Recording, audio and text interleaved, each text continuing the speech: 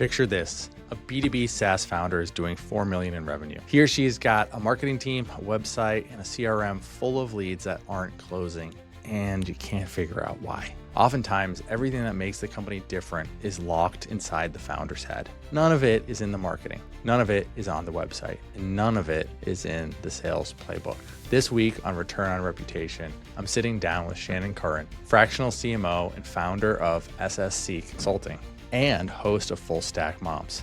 She walks into B2B tech companies doing between $1 and $10 million of ARR and pulls the founder's perspective out of their head and builds it into the entire go-to-market playbook. What has become her tagline, "Your founder has charisma, your GTM doesn't, I fix that," will make a lot of sense after you watch this episode. I hope you enjoy. I'm Justin Obi. This is Return on Reputation. Let's get into it.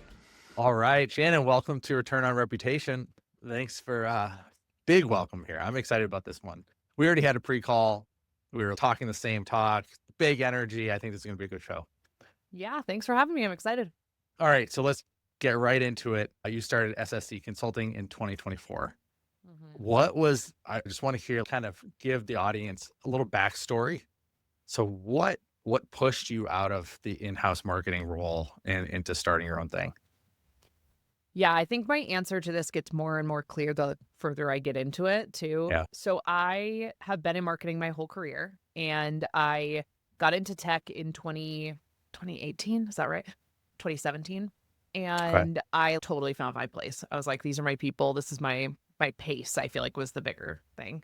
And had a really good run at a company called QuickBase, went to a VC called OpenView.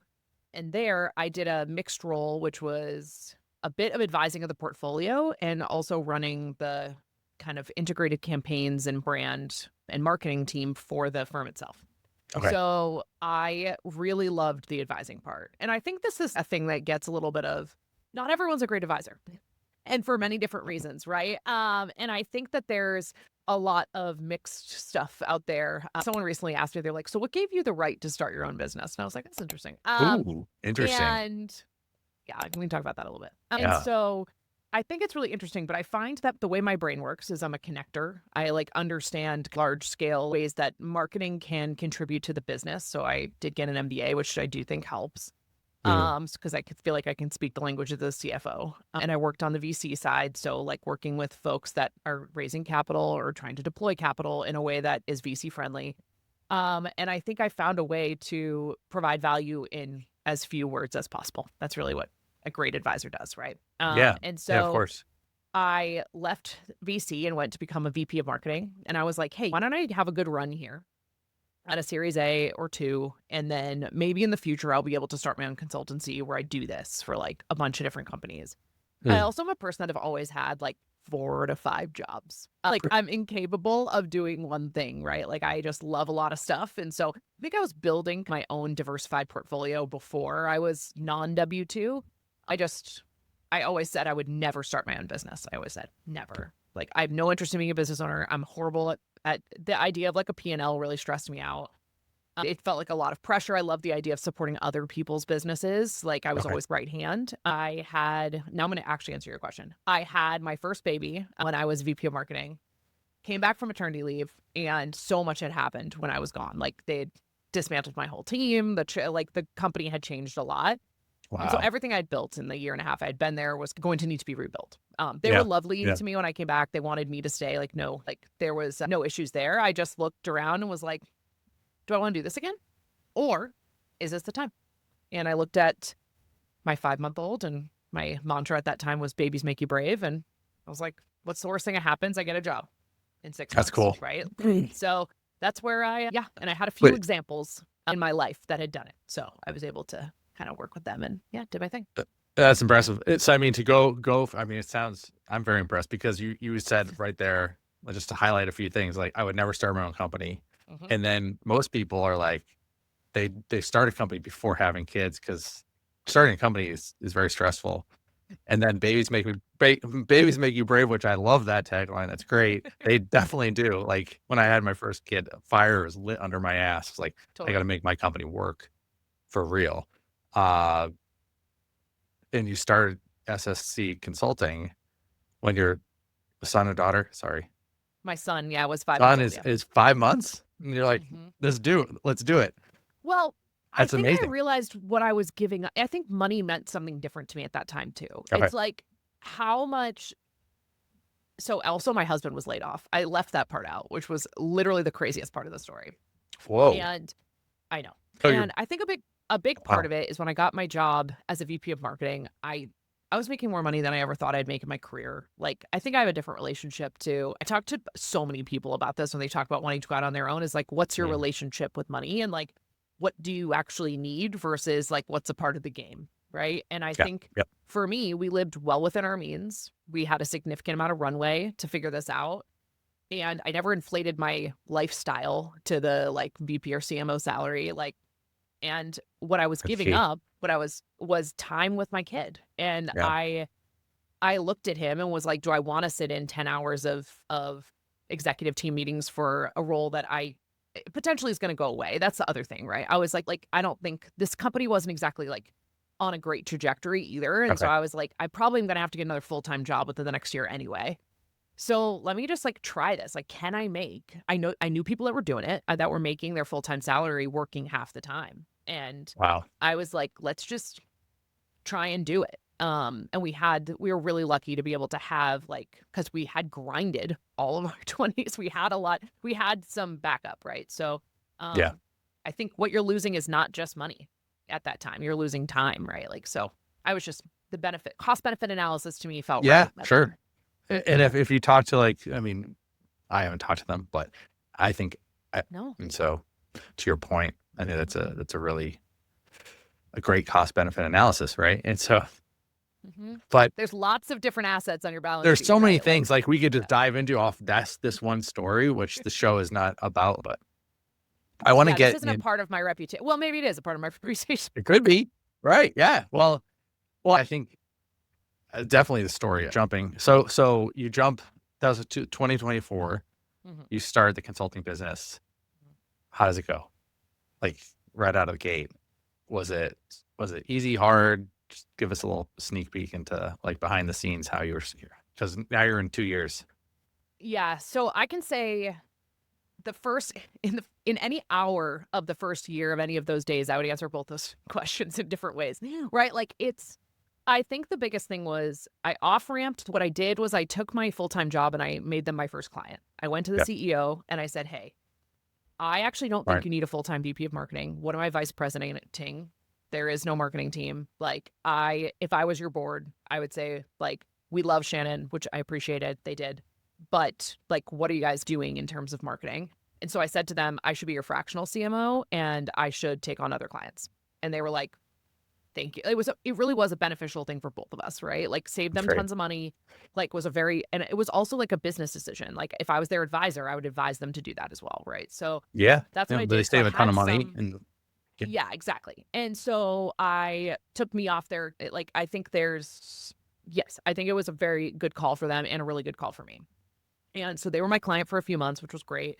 And Mhm. then I graduated them and I did get one big client at the beginning. It was like an old boss that hired me. And I fell into this trap of like, just like, I knew she would, like, I was making a lot of money with this client. So I wasn't doing very much BD. Yeah. And I was with them for a few months and then the contract ended up ending. And I had a very scary 2 months in that summer of 2024. July and Mhm. August were really scary. It was like, I think I made like $700 in July and I made like 25,000 in September. So it was like very unclear.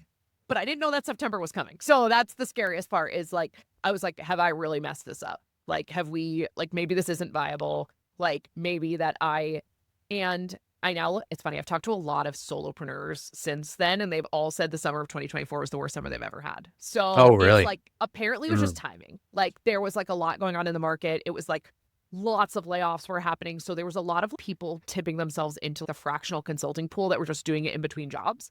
And so it was Makes unclear. Like sense. I quit my full-time job to do this. Like I like to build this business. And also I didn't know how to sell. I didn't know how to build a business. I didn't know how to do any of this stuff.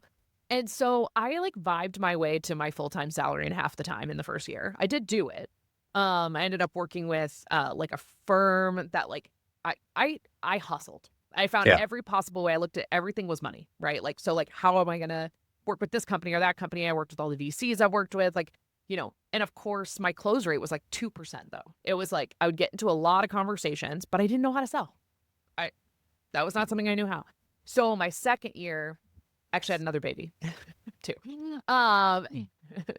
And I ended up bringing on sales coaches, and like I can't even describe the difference. Like my ARR has 5x'd since working Attributed to the sales coaching? well, just being able to sell and Yeah, also sure. being able to understand like how to package my offering in a way that people know what they're buying, and also just being in the game longer, right? Like I think it's a mix of those. It's really two smart things. to be able to know your weakness and say, all right, I need some help here. Oh my God, it was so painful the first. They were like, we're going to watch all your sales calls and we're going to give you feedback. It was so hard. Like I remember the first time I was, no, I don't want feedback. Like the eldest daughter in me was like, no, please don't tell me anything I'm doing is not right. Like, and it also for the first time felt like I was accountable to someone else. Like the thing about being in your own business is no one sees you fail and no one sees you win. So like you're able to just lie to yourself, to anybody else. Yeah. About how things are to a point, and then like the rubber hits the road and you're like, oh.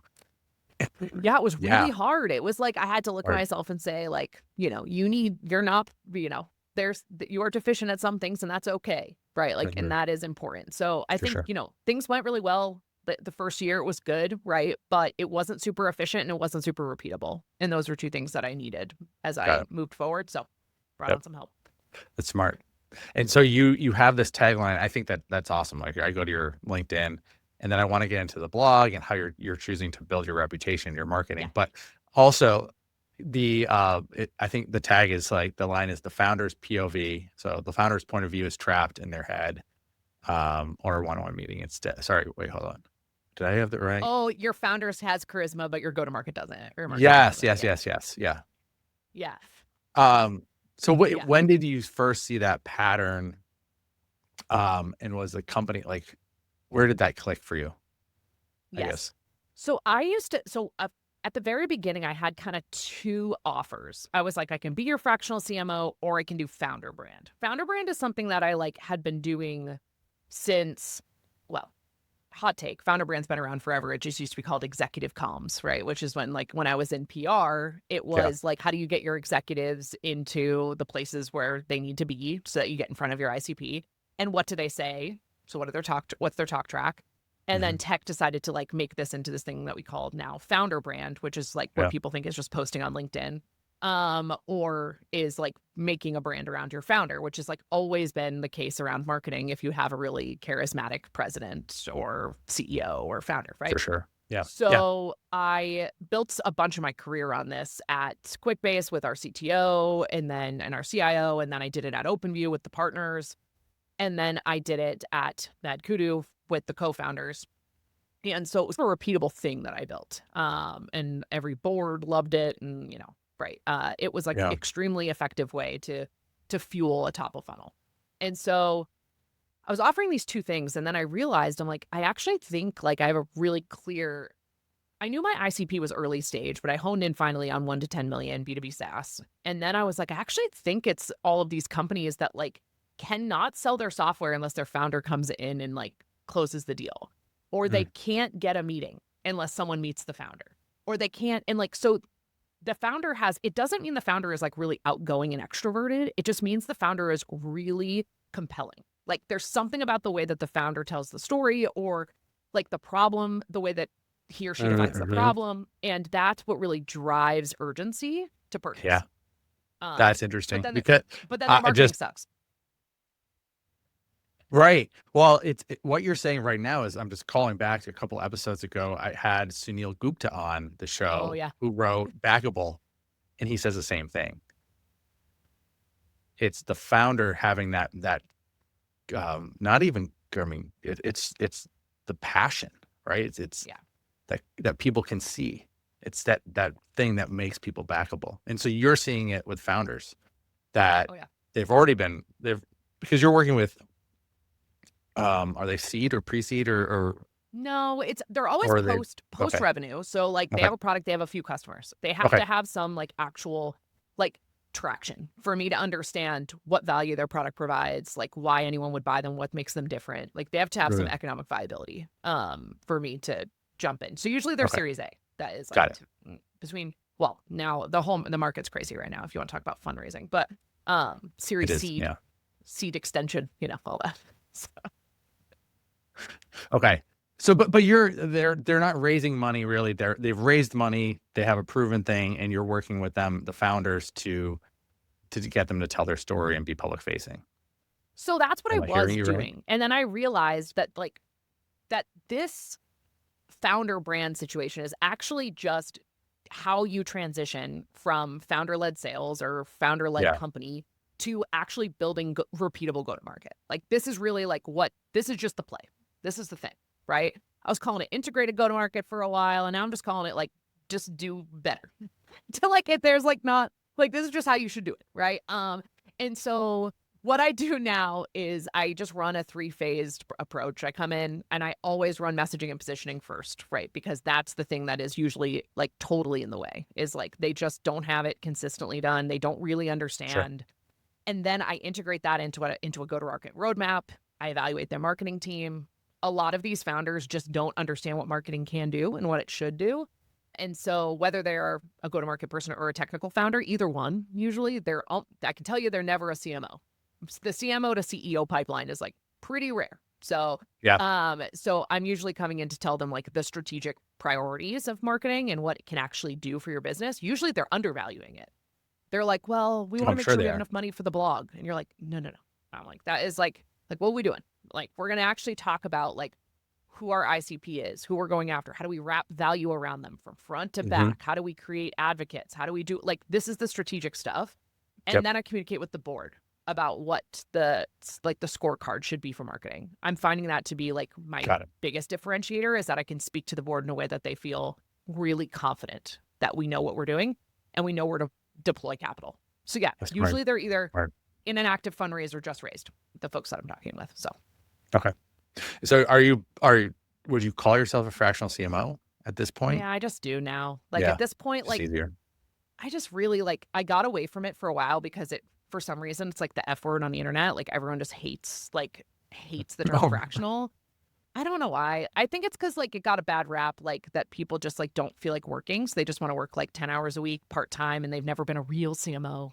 So I was VP of marketing, which is what a CMO is at a Series A, like, because they don't need CMOs. Yep. And at this point, I've now spoken to more boards as a CMO and carried more numbers than a lot of people have that are in-house in seat. So I'm not really concerned about it. No one's bothered me with it. I just I just didn't know if it was the right term, but people were literally looking to buy a fractional CMO. So I was like, all right, I'll just be the thing you want to buy. So if that works for but you come in with your own process, proprietary process that's working, and then you graduate them after a few or a certain amount of time. Two of them this week. It's funny that we talked about this now. They both said, wait, do we have to graduate? Yeah. And I think it's rare for a lot of consultancy. They want, most people want their clients sticking around long-term, right? They want to. That doesn't mean success to me though. Like you shouldn't need me forever, right? Like I think the it's point actually is success for you. Yeah. Yeah. And I want to get off your balance sheet. For sure. Like my phase 3 is I hire an in-house person to take over this thing. So like one of my clients right now, like I ripped and replaced their whole go-to-market pretty much. And everything's restarted. Everything is trending up to the right. So I'm going to bring in a rising director that can sit full time. And then I put you into phase 4, which is I become your advisor. So technically you're still my client, but in a much different capacity, right? Than like being on my full-time roster. So, but yeah, I did have someone ask me, they're like, but do we have to hire full-time? Can we just keep you forever? And I was like, that's not how the model works, but like, sure, I'm not going to kick you out if it's working, right? Like if we like working together. So. Okay. And so when did you start your podcast, and when did you start investing in your own brand? So I've been posting on LinkedIn since like 2016, 2017. Mostly, no, that's not true. 2017, 2018. Mostly because I just like have a lot of thoughts, mostly about work, and I wanted to share it with somebody. And but I didn't think of that as like personal brand at the time, but I think I was able to amass a little bit, not a big following, but a little one, at that time. And that also allowed me to never apply for a job again, which I think made a big difference, right? Which is like folks would reach out to me, or like someone would refer me to something and they would see my LinkedIn. I never had a resume again. Like things like that, I think really made a difference. Yeah. And then when I went into work into VC, I just kind of stopped because I supported a lot of other people's LinkedIn programs, right? Like, and I stopped in my own, which is funny. That's when the algorithm it was so easy to get followers back then. And I kind of missed those like golden years, right? What year is this? It was Sorry. like 2020, Oh 2021. yeah, massive. Yeah. I know. Yeah. I took a little hiatus and it really, it's fine though. It's actually really built some grit in me now. Oh. And so and then when I went back to being a VP of marketing, I was the ICP. I was selling MarTech. So it was important to like build my platform up again. So I did that again. Okay. And I've run multiple podcasts at the companies I've worked at, right? Like, and I always loved the medium, but when I went out on my own, I tried like to start multiple podcasts, but it's just a lot of, I know it sounds like try being an influencer for a day, but it is a lot of work. It's a lot of work. Like, no, there's a ton lot of work. things. Yeah. And it's the first thing to fall off because it's like it's non-billable time, right? Yep. For you. And it was really challenging. So once my business started to get really busy, I put it on the back burner. But I kept my content engine going. So like I kept my LinkedIn, I post every day. I have I don't really have a calendar for myself, but I just like I always have thoughts. So I'm happy to post there. And then I have a Substack that I like don't do an awesome job keeping up with, but it is more longer form, like thoughts that are related to what I do with my clients.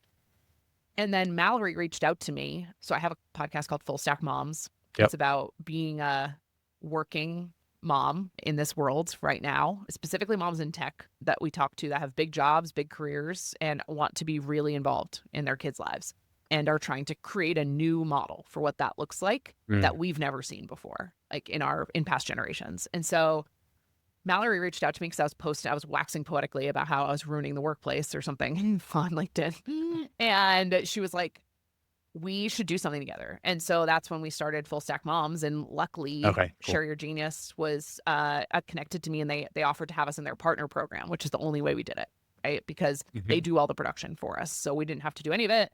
And then we were accountable to actually like publish things because they were there. So that's how we, now we've been weekly for the last, what is it? 100, it's 100 days old yesterday. So 100 days old. Wow. Yeah. No, I think it's most podcasts don't stay around for a while. You know, they make it like 10 episodes or so on average. 15, and then we have like 6 or 7 in the bank. So yeah, we're good. We're cruising. Yeah. It's something I discovered like 4 years ago, 5 years ago, podcast. And because I always have posted everywhere, right? Like just always been on social media forever. But I've always had this love-hate relationship with it. Like, love it because I've built numerous businesses because of it. Hate it because it's like this constant, like you have to be on it. It takes a lot of time to create content and do it well. And it was always this nagging thing. Podcast for me was like, I just have a conversation with someone who's awesome, just like you, once a week. And that can turn into a ton of great content. And I was like, why am I not doing this? And so, but you're right. A lot of work. And anyway, that I love that. I've always been like a voracious consumer of podcasts. Like I have I was an NPR kid, you know what I mean? Like I was an early, like This American Life listener, The Moth, like all of the, like I've been a long form gal forever. Right. And so I remember I listened to a podcast it was like one of the first ones that came out of one of the New York studios, Death, Sex and Money, which was like one of like the early ones. And then I've just been a lover of them forever. I love the medium. And so I think I always had some want to start my own. It just was like, what is it going to be about? For who? And I want it to be good because when you do have other platforms, like you feel like there's a want for it to be really high quality, right? So, but this is really perfect. I think starting a podcast is intimidating for a lot of people. It should be. Yeah. When I was 2017, we just got acquired for my first company. And one of our head of marketing, Maggie, she was like, you should start a podcast. And I was like, no way. What am I going to talk about? Right. What am I going to talk about? No, you'd be great at it. And it was like terrifying to me. I was like, there's no way. I'm not going to I have no idea what to say. And now I help people do it. So it's like, it's a very weird irony there, but I think it's such a great medium. And I think because it's long form, your personality comes out. Like, it's a fun way to express yourself. Like, you're talking to people, like you're learning in public in a lot of ways, sometimes on the show. Like, Yeah. I don't know about you, but I think I totally agree with you.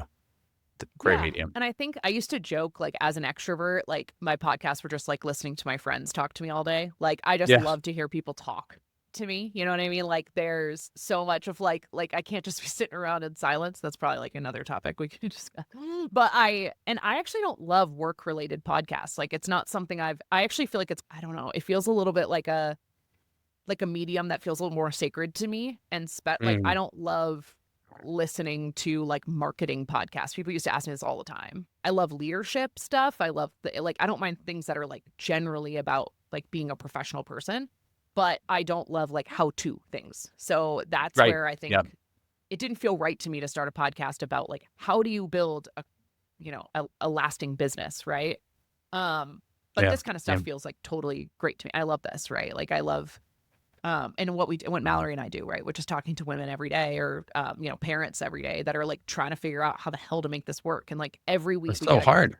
DM from someone that's like, I feel so seen and heard by Yeah. listening to you guys talk about this, and this is the stuff that no one talks about. And like, that's all I could ask for, right? Because you're making a real difference in people's lives. That's like, well, I think that's where the magic is.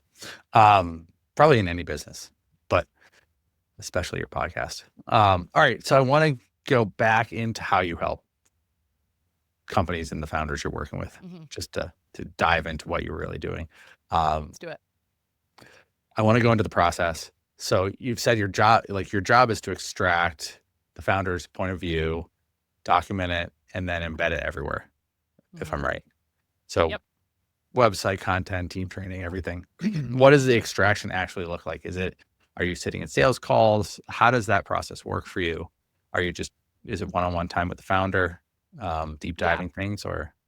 So it's a little bit of all of it. So what I do is in my first 3 weeks, and this is like getting refined more and more, probably from even what you're seeing, it's even more refined, is I actually meet with, I call it like my 5 stakeholder process, which is, and I hate the word proprietary because it feels like isn't everything proprietary if it's a little different than what other people do? But Yeah. I had one client tell me that you need the Shannon special. And I was like, okay, you get the Shannon special, which is like my messaging kind of project, which is I talk to the founder, the executive team, the customer facing teams, your advisors and investors. People always skip those. And I get why, but I think it's really critical for early stage startups, if you're VC funded, to understand why your investors invested in you and like what they see in the market, right? And then I also talk to your most recently onboarded customers because they are closest to their pain still. I think that's where people go wrong in the customer interviews often, is they're like, oh yeah, we have some customers that are super friendly. It's like, yeah, they've been with you for 4 years. They have no idea why they bought what you do. And they actually don't even use like the current version of what you're selling. They use some weird bastardized version that like you sold 4 years ago, and they pay Legacy. $6. Like they pay like $6. You know what I mean? Like, so that's not viable. Stop talking to them. I love them. Send them gifts. I hope they keep sending you referrals, like keep them, but I don't want to talk to them for a messaging project. And so those are the folks I talk to. And then I also try and find someone that is like potential ICP. So like in my own network. So if you're selling to CIOs, I'll try and find a CIO I know, CFOs, CMOs, same thing. So, and then I talk to obviously the founder, right? I think I said that earlier. So I talk to all those folks and I ask them very specific questions. I actually have a whole like list on my Substack of the questions I ask them. I've refined those over the years. It's like 2 to 3 questions per stakeholder group. Okay. And then I take that and I do have an agent that I now run, right? Which saves me so much time. Run those transcripts through an agent that I've built, and it pops out a like overarching messaging framework of the value you provide and the problems that you solve, with quotes from your customers and stakeholders. And I sit with the leadership team and I say, fight about this. Like, I want you to fight about it. Like, I need you to, we're not going to just say like, we love it, which they do usually. I would say 95% of it they love. And I said, but what of these things are you not sure about? Yeah. And because I don't want this leaking out. Like, this is coming, we're coming out of this meeting or the next 2 meetings. It could take 2 more, right? with violent agreement that this is the direction we're going to go for at least a little while. The Right. clear And I don't need messaging, positioning. Yeah. yes, to the whole org, because that's how it gets embedded, right? Is like, your Yeah. head of sales is now going to all the reps saying like, this is the thing we're selling. So when they come back to you saying like, hey, I'm actually in an active deal for an AI SDR use case, you're like, no, you're not, because we don't sell that. Right? Like Yep.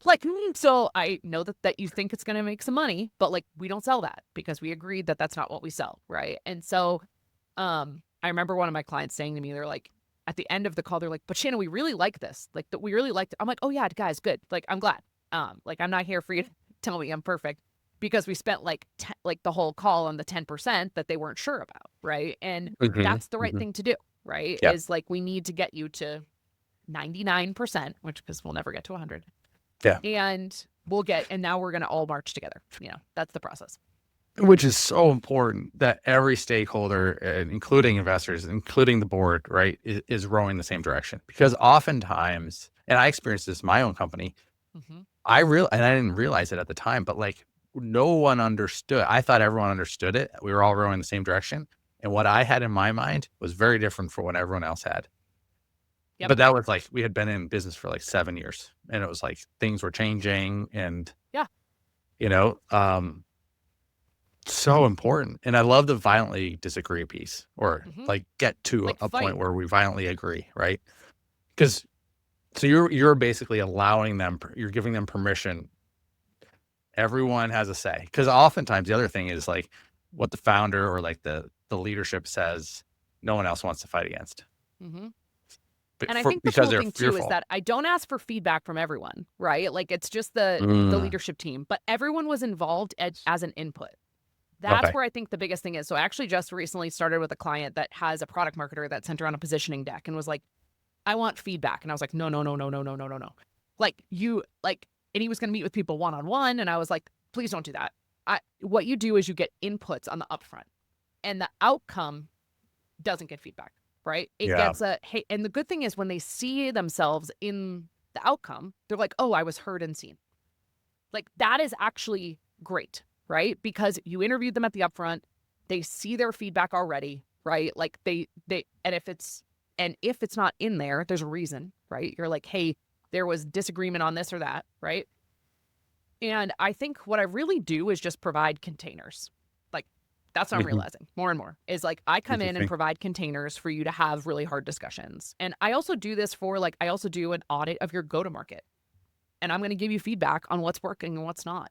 It could be like the profile of your head of sales and your head of marketing are just like not right. Like they are just not working well together because you just hired for two different profiles, not because of their personalities. Maybe they love each other, but like one has a lot of enterprise experience or like has a lot of passion for PLG, and the other one thinks that you should be doing something. It's like, okay, they are like, their skill sets just don't match, right? And I'm going to tell you that, right? And you can take that for what you want to take it for. It's your business. But I think I'm giving you a container to be able to have the conversation, right? Which is so few startups have the discipline to create containers and interlocks. Like so few. And that's where I'm finding I provide the most value. I'm like, we're going to interlock and talk about this thing in this meeting. I am not sitting with you in 4 hours of meetings when we don't know what we're talking about. Like, it's not happening, right? Like, this is the container for that conversation, right? Yep. So important. So I think it's so important to allow fighting and like not fighting, but like disagreement, getting to a point where everyone agrees and there's buy-in. It builds trust, which is the foundation of every organization. And then it's a complete, everyone's rowing in the same direction. What is the one thing that because it's all B2B, I think, right? Who you're working all with. B2B. Yep. All B2B founders. So what's the one thing they're all getting wrong? Right? Like that the common mistakes you see that most B2B founders are experiencing at this stage in the way they talk about their own businesses. Yeah, it's a really good question. I think the first thing that comes to mind is there's a lot of scarcity mindset. There's a lot of fear. And I think we could say this for solopreneurs, you could say for anyone starting a business, is there's a fear of alienating anyone that could give them money. And I think there is a misnomer that the risk on taking the wrong money is actually worse. right? Like Wait, what does that mean? if you bring on the wrong Yep. customers, that Yeah. impacts not just customer success, it impacts your product roadmap. It impacts your case studies you're able to tell. It's a full gamut, right? Like I had this conversation with a client literally last week where they're concerned that our messaging is getting like too targeted. They're like, but what if someone comes in and they don't see themselves in it? And I said, then they're not our customer. And they're like, Right. No, that's but a, we're not yeah. hitting our numbers. And I was like, so do we not have product market fit then? Right? Like that's the thing. There are all these questions and conversations that happen that I don't think they understand the impact of bringing in the wrong money and the wrong customers on the entirety of their business and how hard it is to get rid of them. Because they want to say yes to everybody. Is that what They you're want to say saying? yes to money. They want to go to their board and say, yes, we have 3X'd this year. Right? Like, For sure. Yeah. Yeah. yeah. And I get why. I totally do. But I think there's a need to, so we are also in this era where either companies are growing 1,000x or they're not growing at all. There's like kind of not a lot in between. And I think people are just scared that if they don't hit the 1,000x, that they just need to take anything they can get so that they can raise more money, so that they can keep trying to find the 1,000x, right? This is like turned into Vegas a little. And so I think, a lot of them, there's a lot of scarcity out there that like if we get too targeted, which is the purpose of messaging. So there won't be enough growth if we're too targeted. That's what you're saying. Or like that's the fear. In the right amount of time. Like I think there's a fear that it won't Sure. happen. There's fast like all those variables. Yeah. But isn't it actual? Like, don't you really, I mean, I think everyone starting a company, especially when they're starting a company, they're like, I'll take money from everybody. Like, oh, I'll do that. Yes, I can do that. Yes, we can do that. Or the message gets so diluted because you're trying to talk to everybody. that you mean nothing to anybody. Yes. Right? You become nothing to no one. Yes. So it works at the very beginning because you're getting referrals to your friends, right? Like, so people are going to hire Justin to do anything. It doesn't matter what Justin's offering is. They know they like Justin. And so, sure. Right. Like, I know generally need help with content.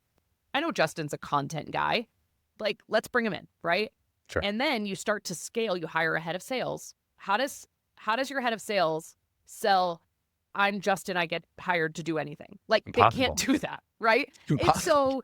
Right, exactly. And that's where everything breaks, right? Like that's where, and someone actually asked me once, they're like, so are you not a marketer? You say go to market.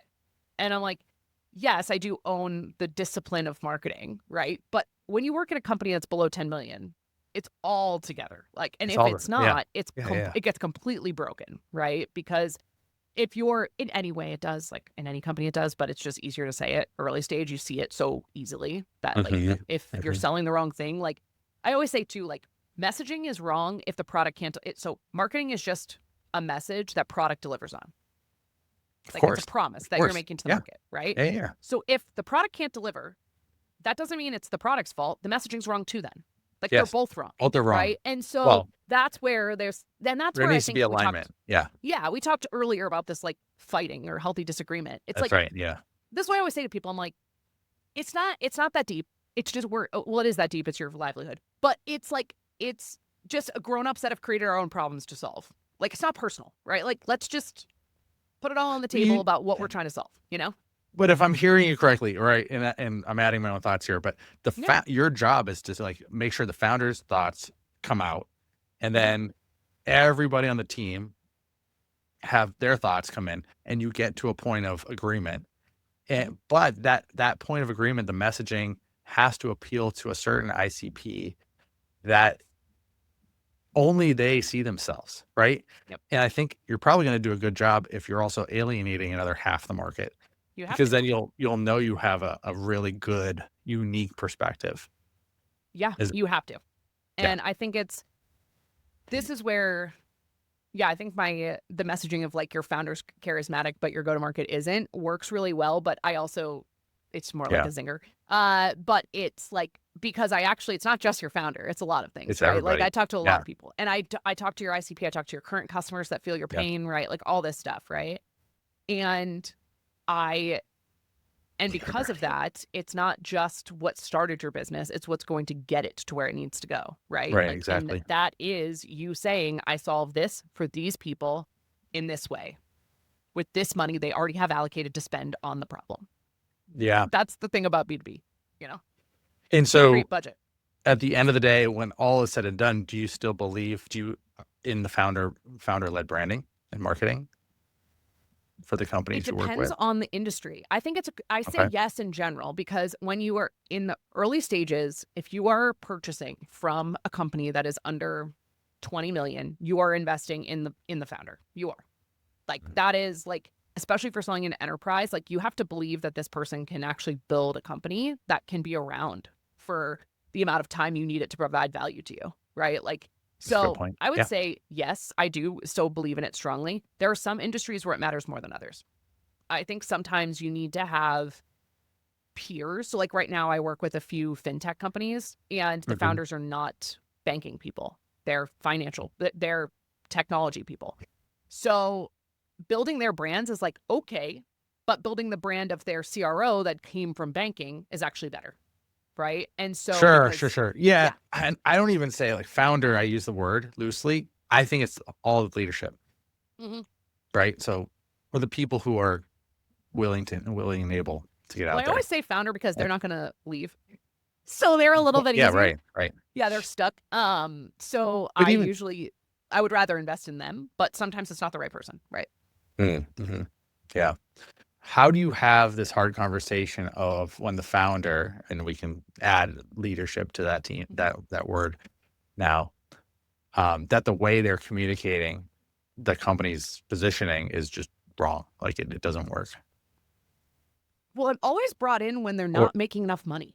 So, uh, like, no one's ever like, okay. hey, I need to change my messaging and positioning because things are going so well. You know what I mean? Like, that is never Okay. happening. Okay. Yep.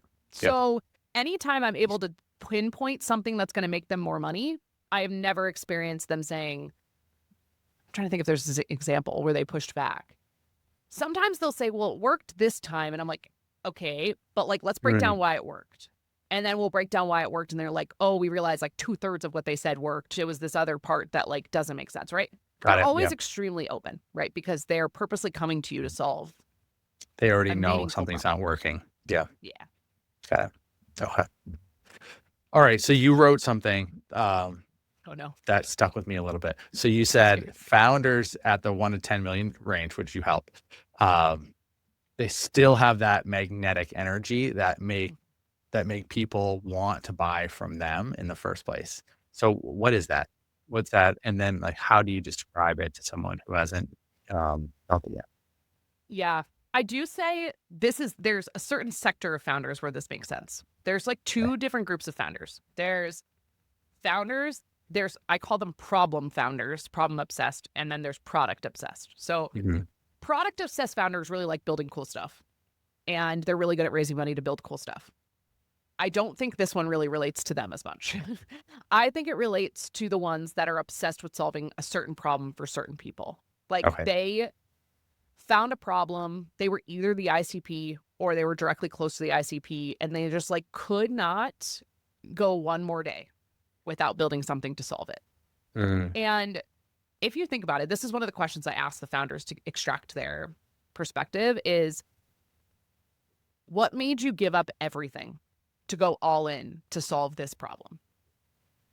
And I can tell you, like, a lot of startup founders at this It's a stage great are question. not super rich.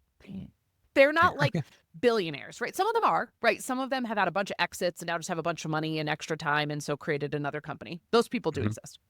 Yep. But most of them are like absolute dreamers that just like had a problem that they just couldn't get away from. And they were like, you know what? Let me try and do this. Yeah. And a lot of them also, a great example is like, I have a client right now that so many people left their corporate jobs to come work for him. And that means, like, if you're a founder that's able to build a team like that of people that have worked for you, like, that means you're pretty magnetic. Like, there's something about you that, I would say that I would argue that is the role of the founder. yep, yeah, Right.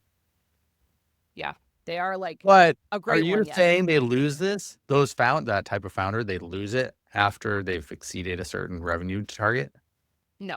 Okay. I don't know. Like, some of them end up like becoming the chairman and don't want to be a CEO, and that's okay. Yeah. I think for me, Burnout. I just know it's true. So this is my messaging and positioning, right? Like, I Yeah, know yeah, it's yeah. true in this one segment, and there'll be enough companies, I think, people asked me when I first started my business, isn't your messaging too specific? And I was like, do you know how many startups there are between 1 and 10 million that sell B2B SaaS? Like enough to keep me busy 17 lives over. Like and they also like all kind of hang out in the same areas. Like all of my business Sure. comes from referrals or inbound from my LinkedIn, like, or, VCs I've worked with or anything like, so no, Mhm. I think there's more than enough of them. How much? Okay, you just said I want to double. I hate this word, but I'll say it. I know you're I going want to say, yeah. to double click on what you just said, right? You said it comes from referrals. All your business comes from referrals or LinkedIn content. Mhm. So how much of it is because of your personal brand? All of it. When you sell a services-based business, I'm selling me. Yeah, but yes. But like, why do you choose to be public? Like, because you could probably do it just like reaching out Oh, to I your totally could. network one-on-one, right? Yeah. That would be hard mode, but you totally could. I think a lot of people, it's funny, people do ask me, they're like, even when you say all of your business is through referrals, it's like, yes, but they're all through people I met like 10 years ago that follow me on LinkedIn now. So I'm Yeah. top of Yep. mind all the Yep. time, right? Like, so this is also just how great marketing works. It's called inbound. You know what I mean? Like, it's brand, right? Like, it is like, I have a very clear brand. People know what I sell. They know what problems I solve. This is my coaches talk about elevating the problem. Like, this is something that Nick talks Right. about a lot. I work with Duo Consulting.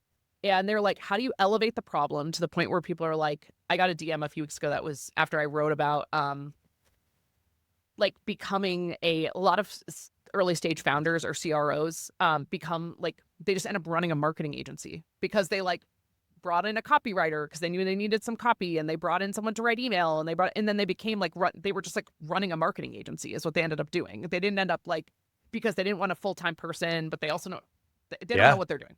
Yeah. And I had a CRO send me a message being like, I've been following you forever, and I hadn't seen him in like 6 or 7 years. Like, we knew each other, but like, and he was like, but this is the exact thing I'm experiencing right now.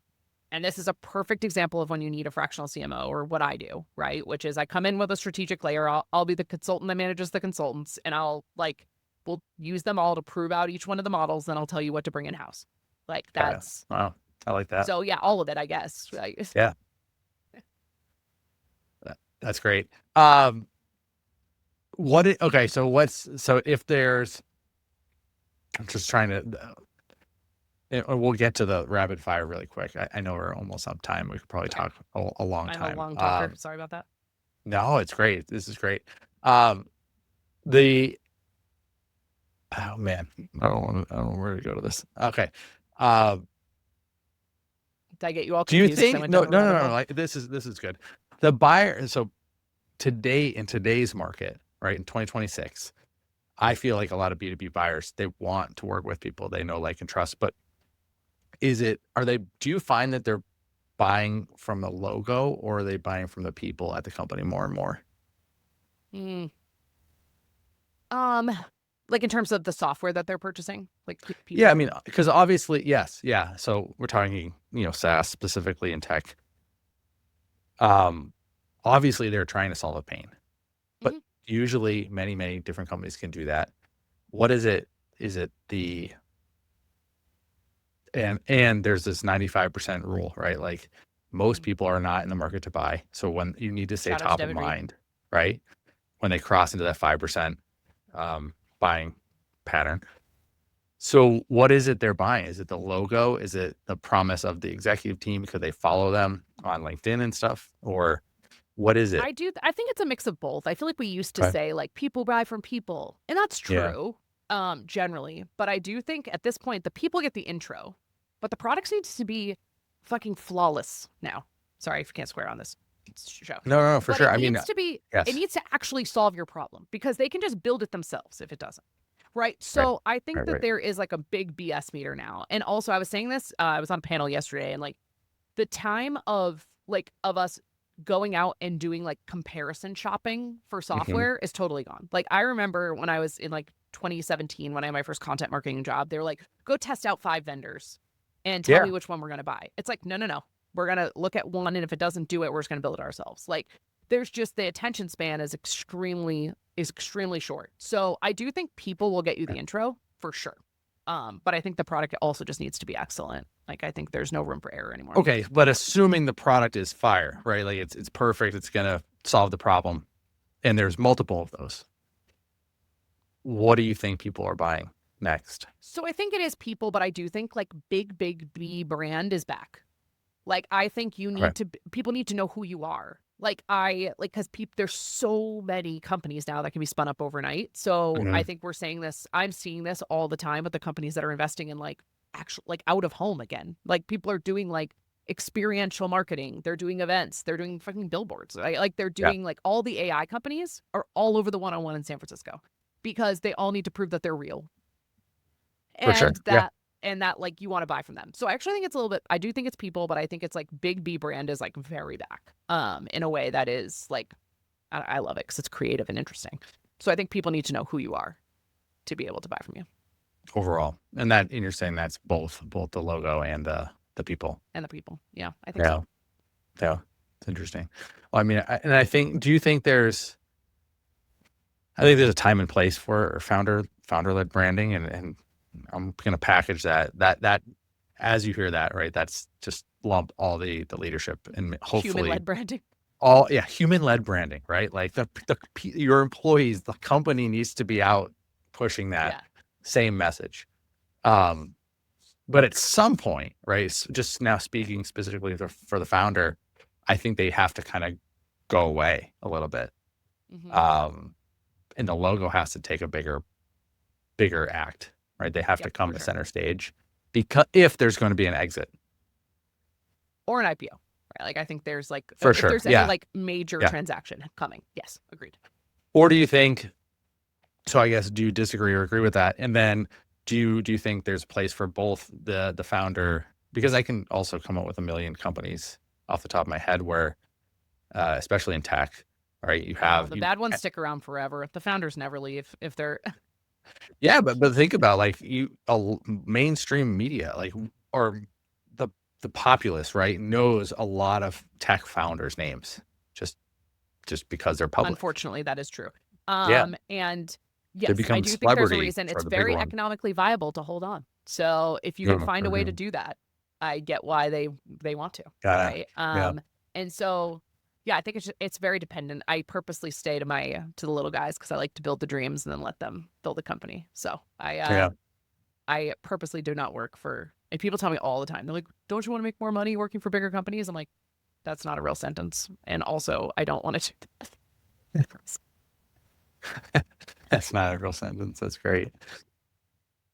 Okay, I have a million other questions to ask, but I'll just end and then we'll get into the rapid fire with this one. What have you learned being the own face of your company, and how has that changed, if at all, how you work with your clients now? Oh, in context with what? Like, what have I learned in terms of? Well, like you have your own show, right? Full Stack Moms. You're very public on LinkedIn, which is how not how we found we connected through a friend, but then. Like I see all your content now. I'm like, oh, that's really good. And like, I can better refer you to other people because I understand exactly what you do now. So that's definitely helping. How like, as you've built more and more in public with your own company, has that changed the way you advise founders and the clients you work with over the past 2 years? Yeah, that's really interesting. I wish I had more time to build my own company. Like, I brought on, I don't have any full-time employees, but I thought about it. Like, I have a significant number of resources behind the team of SSC right now. Yeah. But I do think I'm able to see how much you can really do yourself, right? Like, I do think that's interesting to know, is that sometimes I think founders hire way too early. Some investors just like want you to, I'm working with a few companies right now that are under 4 million ARR and they have like 4 people in sales, 3 people in marketing. Like, I'm like, what? Why? Don't do that. Wow. Like, because I don't like letting people go. So don't do that, right? Like, you haven't proven that any of these things work yet. And so prove it out, and then with rented skills, and then be able to prove that model out and then invest in it more heavily, right? And so that's something I've really learned on my own too, is like, I think that, and then also in terms of content, yeah, for sure. Like, I feel like I know LinkedIn inside and out. So if that's a channel you want to use, I can give you lots of thoughts. not as good as lots of people. I don't feel like I'm like I'm like a micro influencer on LinkedIn, right? But I like do like I don't know it as much as a lot of people, but Okay. same thing with some long form content, like how content feeds each other, like all stuff that I was doing before I even started my own business that I feel like, yes. So it's that I've like learned even more strengthened from. it. Okay. All right, let's get into the rapid fire and then we'll close out the show. We've got, you can pass. So probably 3 or 4 questions. We're gonna go real quick. Short answers. I'll do my You best. ready to go? Yeah. All right. What is the most overrated go-to-market tactic in 2026?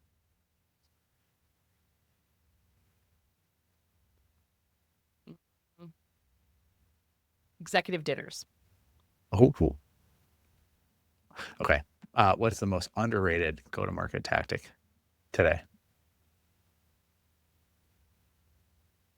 Oh, it depends so much on your industry. I was saying paid LinkedIn ads done well. Ooh, I like that. Okay. All right. What's one thing you wish founders would stop doing on LinkedIn, if at all? Selling in the comments. Cool it, guys. Like, just talk to each other. Don't be like, hey, by the way, we solved this problem. Here's a link to our demo page. Stop doing that. It's weird. It makes me itchy and I don't like it. Okay. All right. What is one book that you would recommend to everybody that they read? I'll keep her professional, but I love Dare to Lead by Brene Brown. That's Okay. like my favorite of any of Okay. those books. Yeah, Brene. Yeah, she's great. Coffee, matcha, or something else? Ugh, no to matcha. I can't get on. Guys, stop drinking that. No one likes it. Ignore. That's not true. You can't like that. Major coffee gal. Major cold brew gal. Okay. Awesome. Okay, so if you could put a billboard outside every B2B SaaS company doing $1 million to 10 million, what would it say? Don't be boring. Okay. And then finally, what does reputation mean to you today? How people feel when they hear your name. Yeah. Or when they're around you. Awesome. Well, Shannon, thank you so much for joining. It's been great having you on Return on Reputation. Awesome. Thank you so much for having me. We'll have to have you come back at I hope another I was point. helpful. That was great. Always great to talk to you. So thank you. Thank you.